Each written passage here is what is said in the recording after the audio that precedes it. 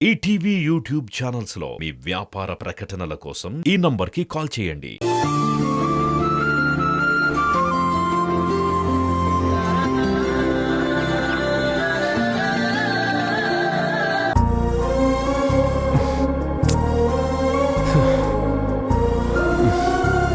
ఏంటి అమ్మ మరీ ఇంత మొండిగా ప్రవర్తిస్తుంది? ఇంతకు ముందెప్పుడు ఇలా లేదే. అమ్మకేమైంది?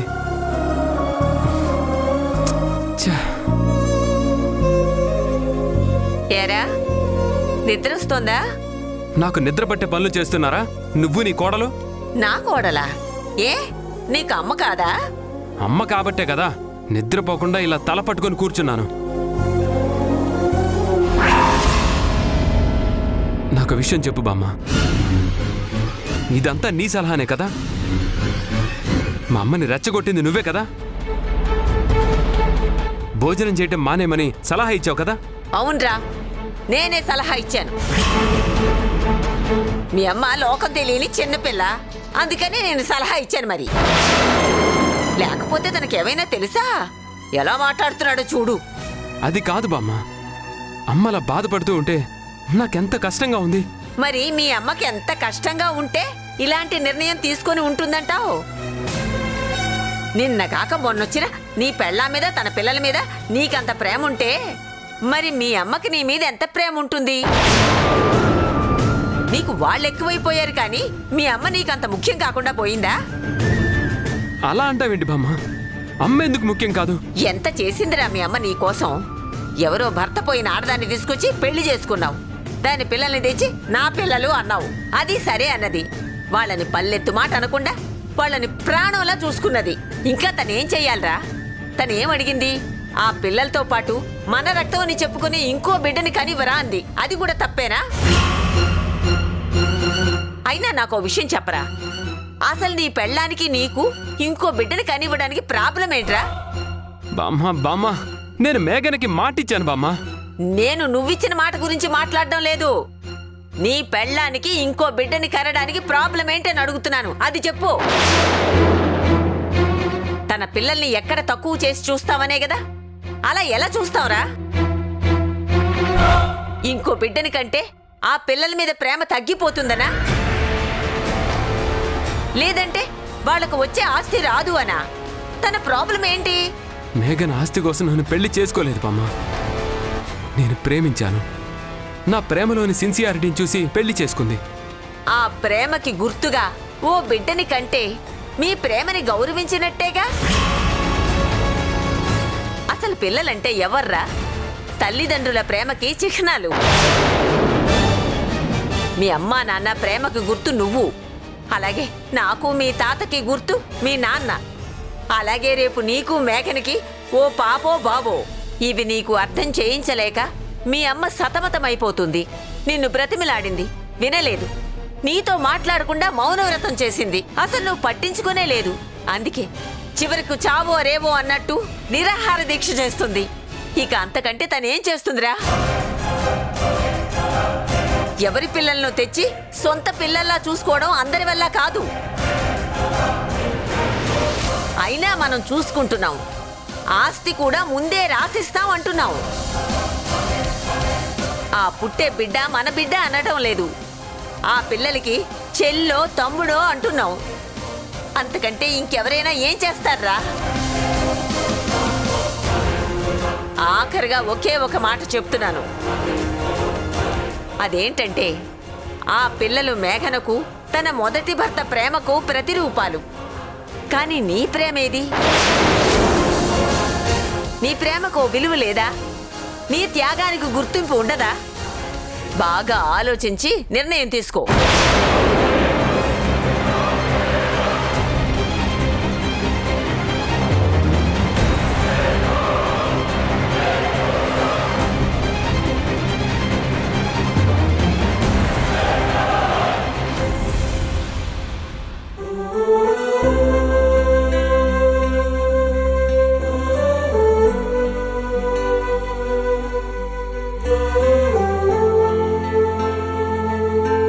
మేఘనా, పిన్ని, పిల్లల్ని కాసేపు ఆడుకోవడానికి పంపించాల్సింది కదా?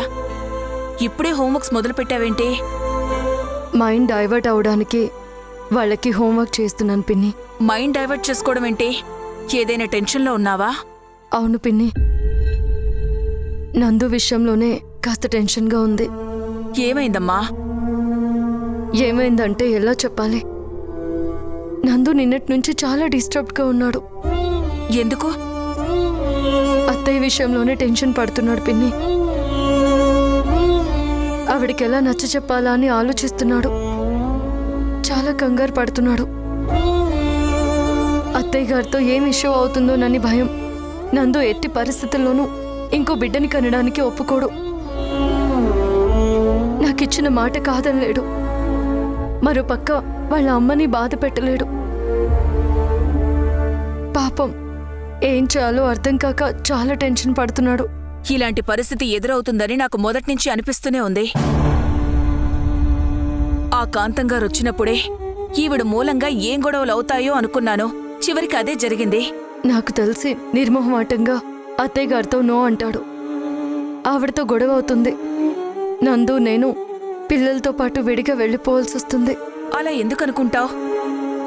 నందు సంగతి నాకు తెలుసు కదా. కంఫర్ట్ లేని చోట ఒక్క నిమిషం కూడా అడ్జస్ట్ అవ్వలేడు. మన కాలనీకి రావడానికి కూడా అదే కారణం కదా. అత్తయ్యతో ఖచ్చితంగా మాట మాట పెరుగుతుంది, నాకు తెలుసు. ఆ పరిస్థితే వస్తే వెళ్ళండి, ఏమవుతుంది? మీ అత్తయ్య మాత్రం నందుని నిన్ను వదిలిపెట్టి ఎన్ని రోజులు విడిగా ఉంటారు? ఆవిడికి కూడా మిమ్మల్ని వదిలేసి ఉండడం అంటే కష్టమే. ఆ తర్వాత ఆవిడే వచ్చి మిమ్మల్ని ఇంటికి తెచ్చుకుంటుంది. కానీ తల్లి కొడుకుల్ని విడదీశాను అనే మాట వస్తుంది కదా పిన్ని. నీకోసం కన్న తల్లి మాట కూడా కాదని ఇల్లు వదిలి వెళ్ళిపోయాడని బామ్మగారైనా అంటారు కదా. అదే నా భయం. అనేవాళ్ళని ఆపడం కష్టం మేఘనా. నింద పడాల్సొస్తుందని నువ్వు ఇప్పటినుంచి భయపడితే ఎలా? అయినా నాకు తెలిసి అంత దూరం రాకపోవచ్చు. ఎందుకంటే నందు వాళ్ళమ్మగారిని ఏదోలా ఒప్పిస్తాడు. తనకి మాత్రం అమ్మని దూరం చేసుకోవాలని ఉండదు కదా. మనం పాజిటివ్గానే ఆలోచిద్దాం. అప్పటికి వినకుండా నువ్వు అనుకున్నట్లే జరిగిందనుకో, అప్పుడు ఆలోచిద్దాంలే. కంగారు పడుకో.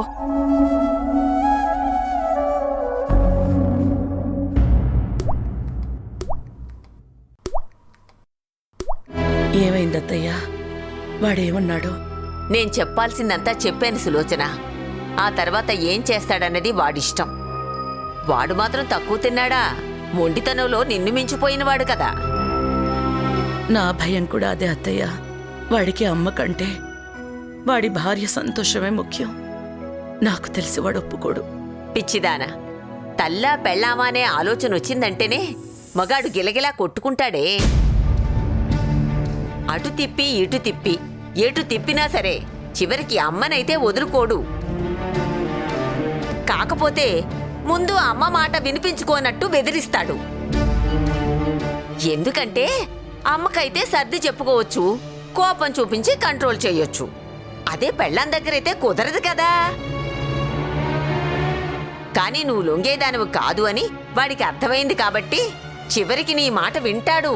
ఇప్పుడు వాడిని భార్యని సరిగ్గా చూసుకోవద్దని చెప్పడం లేదు కదా అత్తయ్య. భార్యతో బాగా ఉండమనే చెప్తున్నావు. అదే కదా, అది వాడికి అర్థమైందంటే ఇంత మొండిపట్టు పట్టడు. ఇదంతా చూశాక మేఘన నా గురించి ఏమనుకుంటుందో అత్తయ్య. నాకేదో దిగులు పట్టుకుంది.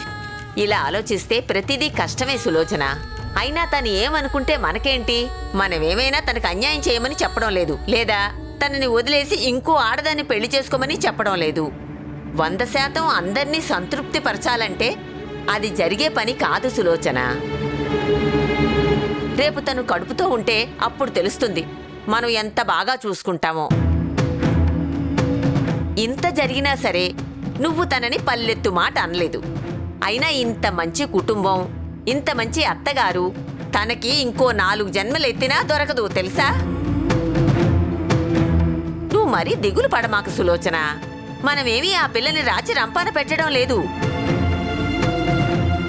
ప్రతిసారి మనం తన మాటే వింటున్నాం కదా. ఈ ఒక్కసారి మన మాట తను వింటే తప్పు లేదులే.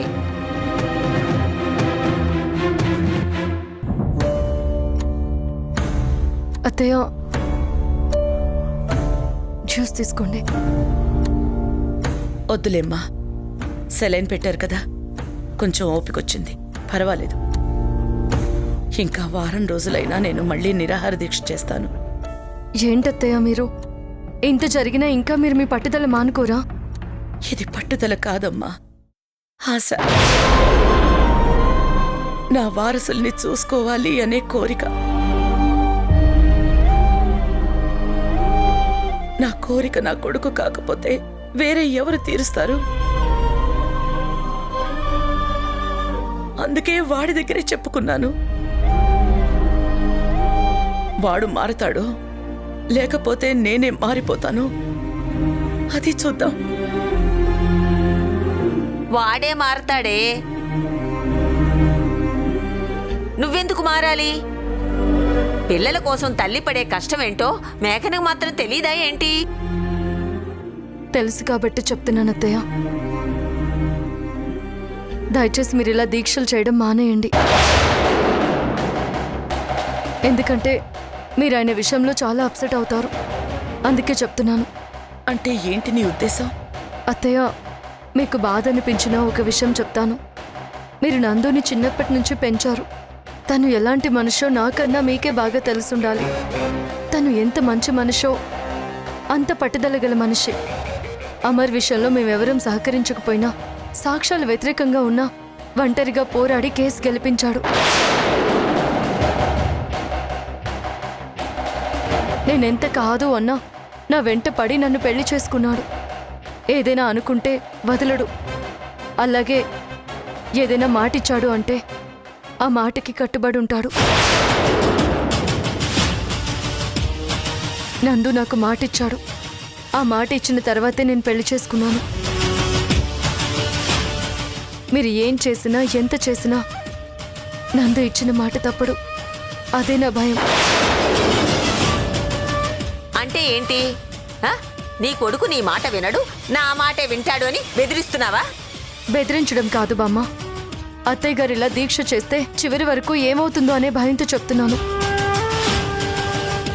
అది చూద్దాం మేఘన. వాడు నీకిచ్చిన మాటకి కట్టుబడతాడో లేదా నాకు మాటిస్తాడో అది చూద్దాం.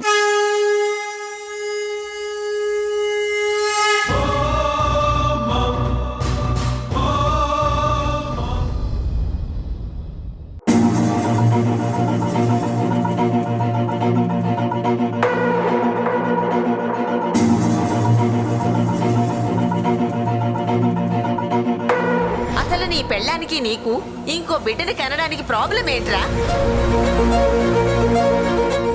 అసలు పిల్లలంటే ఎవర్రా? తల్లిదండ్రుల ప్రేమకు చిహ్నాలు.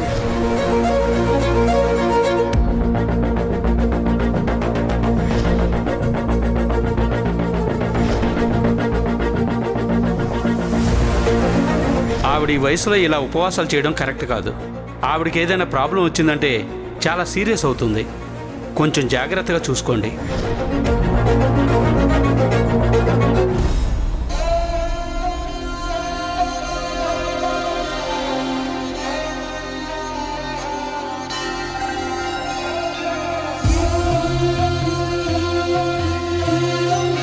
మీరిద్దరూ కలిసి నాకు ఒక మనవణ్ణివ్వాలి.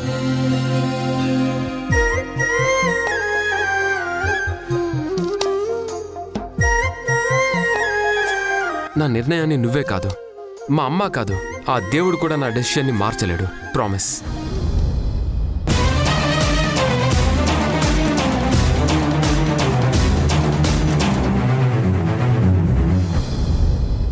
అత్తయ్య, తర్వాత ఏం జరుగుతుందో ఏంటో. నేను వాటి గురించి మాట్లాడతాను, కానీ ఇప్పుడు మాత్రం మీరు ఈ జ్యూస్ తాగండి. నాకొద్దని చెప్పాను కదా. నువ్వు చెప్పినట్టు ఏం జరుగుతుందో అది చూద్దాం.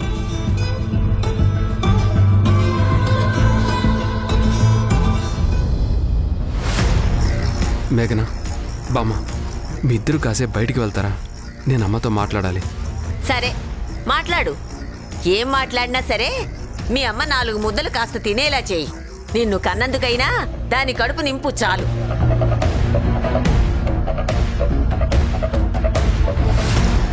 నందు, అత్తయ్యని ఏదో రకంగా కన్విన్స్ చేయనందు ఆవిడ్ని ఎలాగైనా బయటికి తీసుకురా. నేను చూసుకుంటానులే, నువ్వు వెళ్ళు.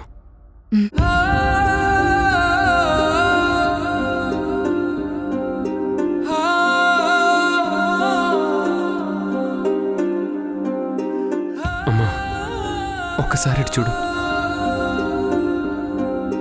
అమ్మా, నేను రాలేదు, నీతో మాట్లాడలేదు అన్నావు కదా, ఇదిగో వచ్చాను. నన్నేం చేయమంటావో చెప్పు. నీ ముందు ఓపెన్ మైండ్తో కూర్చున్నానమ్మా. చెప్పు, నీకేం కావాలి? ఇలా అన్నం తినకుండా నీ ఆరోగ్యం పాడు చేసుకుంటే నాకు సంతోషంగా ఉంటుందమ్మా. నీకేం కావాలో చెప్పమ్మా. అమ్మా, ఇదిగో ఇప్పుడు ఒక 10 నిమిషాలు మాట్లాడు. నీ మనసులో ఏముందో మొత్తం అంతా నాకు చెప్పేయమ్మా. ఈ 10 నిమిషాల్లో నువ్వైనా కన్విన్స్ అవ్వాలి, నన్నైనా కన్విన్స్ చేయాలి. నన్నేం చేయమంటావో చెప్పు. నిజంగా నేనేం చెప్పినా చేస్తావా? వారసుడు కనడం అనే ఒక్క విషయం వదిలేసి నువ్వేం చెప్పినా చేస్తానమ్మా. నిజంగా చేస్తావా? చేస్తాను. అయితే నన్ను తీసుకువెళ్ళి వృద్ధాశ్రమంలో చేర్పించేసే.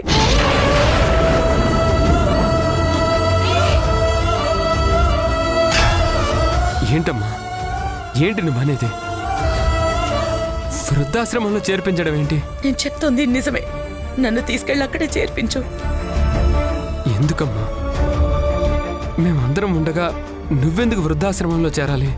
నేను వెళ్ళేది నా కోసం కాదు, నీ కోసం. నా కోసం? నీకో కథ చెప్తాన్రా. ఒక వృద్ధాశ్రమంలో ఒక పెద్ద ఆవిడకి పెద్ద జబ్బు చేసింది. డాక్టర్స్ వచ్చి ఇక బ్రతకడం కష్టం, వయసు కూడా అయిపోయింది, ఆశలు వదులుకోవాల్సిందే అని చెప్పారు. ఎంతైనా పెద్ద ఆవిడ కదా అని ఆ ఆశ్రమం వాళ్ళు తన దగ్గరికి వెళ్ళి, అమ్మా నీకేం కావాలో చెప్పు, బహుశా అది నీకు చివరి కోరిక లాంటిది, నువ్వేమడిగితే అది చేస్తావన్నారు. దానికి ఆవిడ ఏం చెప్పిందో తెలుసా? నేనున్న రూమ్లో అంతా బాగా లైటింగ్ రావడం లేదు, గాలి రాక బాగా ఉక్కుపోస్తుంది, అందుకని ఆ పక్కన ఒక కిటికీ పెట్టించండి, అలాగే పాతపడిపోయిన ఆ ఫ్యాన్ని తీయించి ఇంకో మంచి ఫ్యాన్ పెట్టించండి అని చెప్పింది. అది విని వాళ్ళు నవ్వి, ఏంటమ్మా ఇది, నువ్వెప్పుడు పోతావో తెలీదు, ఇలాంటి కోరికలు ఎందుకు కోరుకుంటున్నావు అని అడిగారట. అప్పుడు ఆ తల్లి ఏం చెప్పిందో తెలుసా? రేపు నేను పోయాక నా కొడుకు ఇక్కడికి వస్తాడు, వాడికి రూమ్ సౌకర్యంగా ఉండదు, అందుకే మార్చమని అడుగుతున్నానని ఆ తల్లి కన్నీళ్లు పెట్టుకుంది.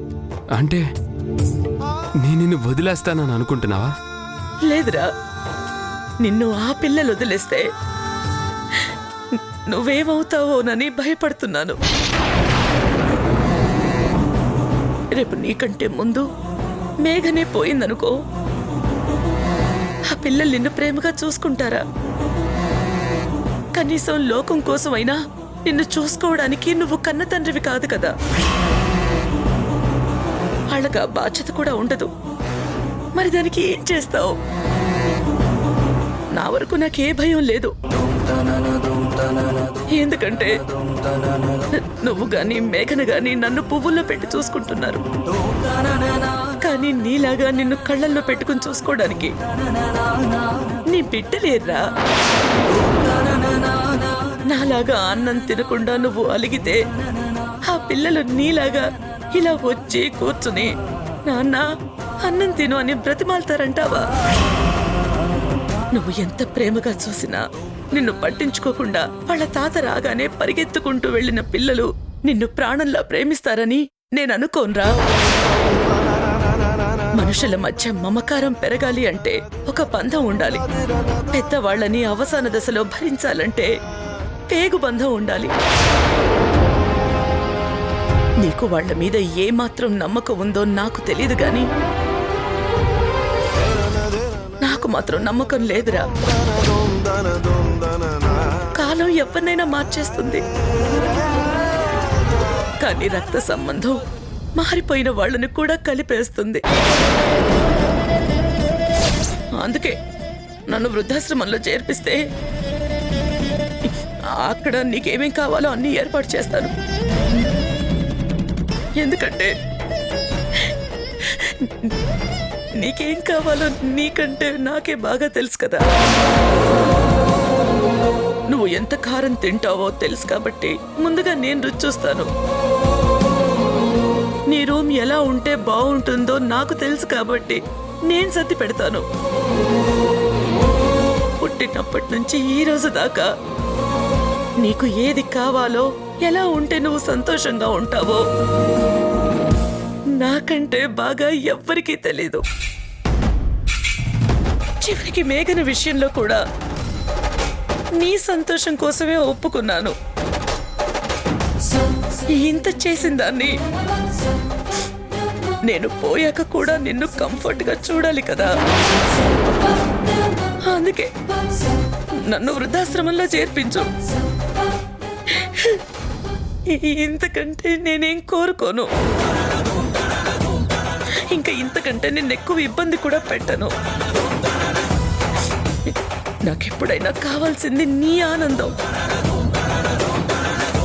నువ్వు కష్టపడకుండా ఉండడం, నీ సెక్యూరిటీ లైఫ్ కోసం నేను అడిగింది చెయ్యరా? ఏమంటావు?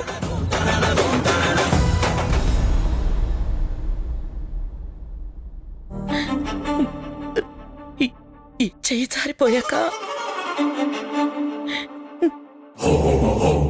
నీ చెయ్యి అందుకునే వాళ్ళు ఎవ్వరూ లేరు నందు. అదే నా భయం. అర్థమైందమ్మా, నువ్వేడవకు.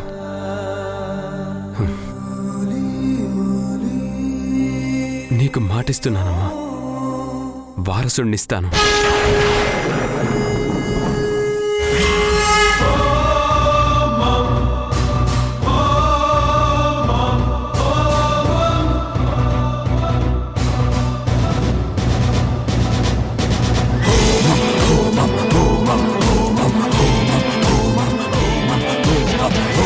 నిజంగా నువ్వు ఒప్పుకుంటున్నావా? నాకు నాకు నిజంగా వారసుడినిస్తావా? నిజంగానే చెప్తున్నాను,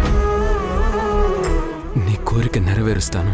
సులోచన, నువ్వు జ్యూస్ తాగుతున్నావంటే అనుకున్నది సాధించినట్టేనా? ఆ? నందు, నువ్వు ఒప్పుకున్నావా? మీరిద్దరూ నాకు మాట ఇవ్వాలి. ఏంటి నందు? నేను వారసుడిని కనడానికి ఒప్పుకున్న విషయం మాత్రం మేఘనకి చెప్పకండి.